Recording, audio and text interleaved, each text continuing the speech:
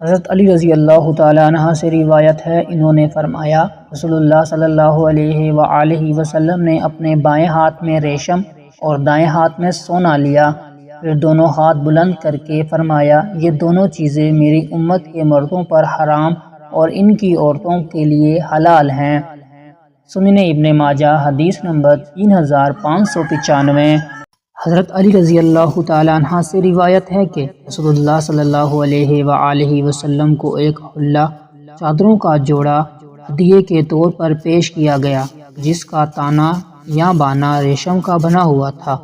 نبی صلی اللہ علیہ وآلہ وسلم نے وہ حلہ میرے پاس بھیج دیا۔ میں نے حاضر خدمت ہو کر عرض کیا، اے اللہ کے رسول، میں اسے کیا کروں؟ کیا میں اسے پہن سکتا ہوں؟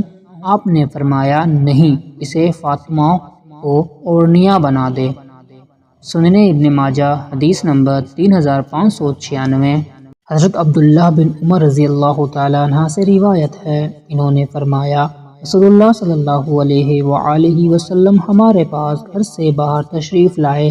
آپ کے ایک ہاتھ میں ریشمی کپڑا تھا اور دوسرے ہاتھ میں سونا۔ آپ نے فرمایا یہ دونوں چیزیں میری امت کے مردوں پر حرام اور ان کی عورتوں کے لیے حلال ہیں۔ سنن ابن ماجہ حدیث نمبر 3597۔